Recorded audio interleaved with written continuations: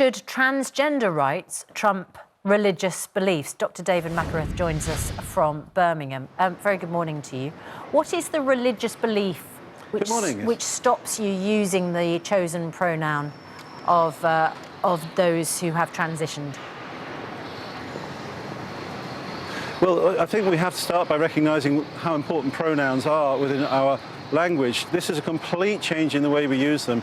And even if we leave the religious factor out, we have a problem that by changing the way we use pronouns, we completely change who we are as a society and who we are as people. And it doesn't just affect a small group of people, it affects every single one of us. But as a Christian, I believe that to use pronouns in that way is dishonest.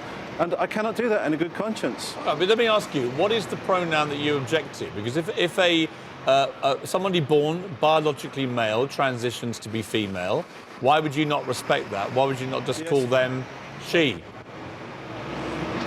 OK, the sound quality was poor, but I understand the question to be, if somebody has transferred from being male to female, why could I not also change my use of pronouns? The answer is I don't believe that a person can change sex.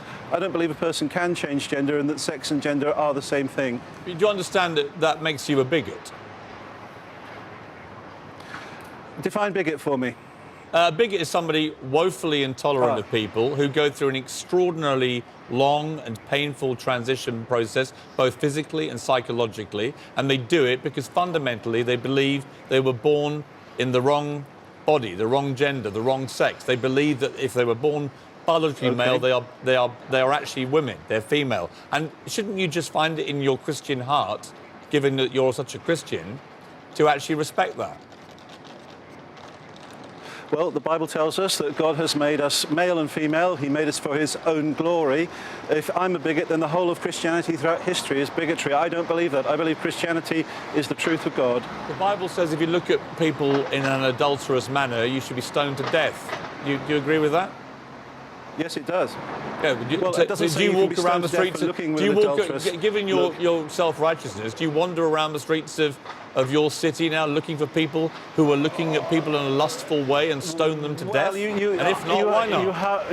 You haven't established that I'm self-righteous, but I am a sinner saved by the grace of God through faith in Jesus Christ. So I carry the righteousness of Jesus Christ. I long for the same thing for everybody that I have, which is to know him. That includes people of every kind of background. But you're right, if we were to apply the Bible literally without taking its context, every one of us could be stoned to death. Right. Every one of us has broken God's commandments. I'm not saying I'm better than anybody. Have you ever looked at people in a sinful way, lustful way? Well, of course I have.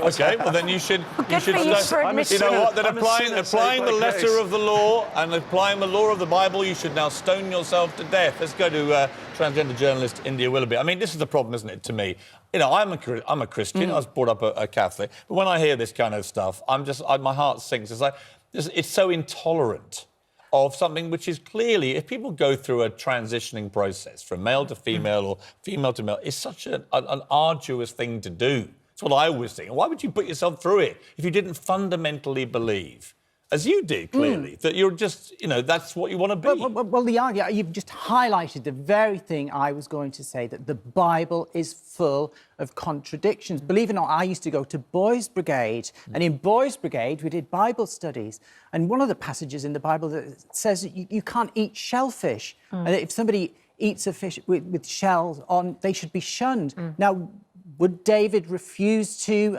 assess There's so many problems. But let me ask, on a wider issue. To speak of Jesus Christ and show us the way back to God.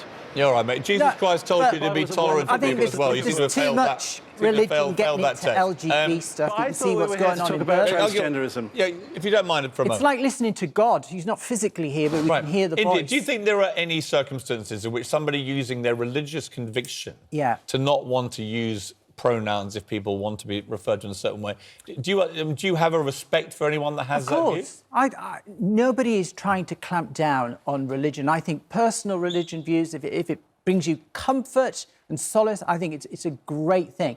I think the issue is that it's now 2019. We live in a civilised society.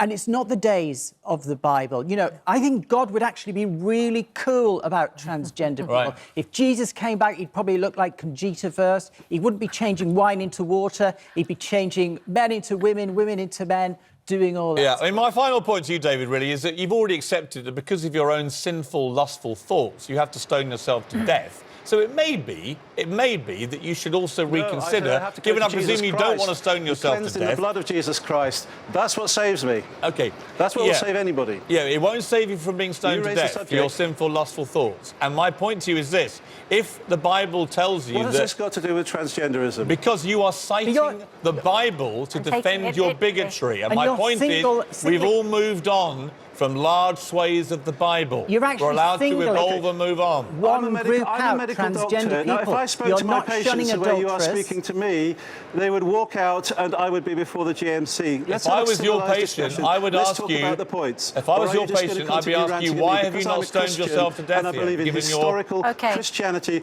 that Jesus Christ is the saviour of the world. OK, just finally... We should talk in a civil manner, shouldn't we? I don't think you ranting at me is doing any good. Well, that's... OK, all right. You know what? Dr. David Mackereth, I think we're done here. Let's get David some stones. Do you think we could have less stoning to death at this time of the morning, please? His words, not mine. I don't want to. He has the conviction that everything in the Bible must be implemented. One of them is if you have lustful, sinful thoughts about members of the opposite sex, you have to stone yourself to death.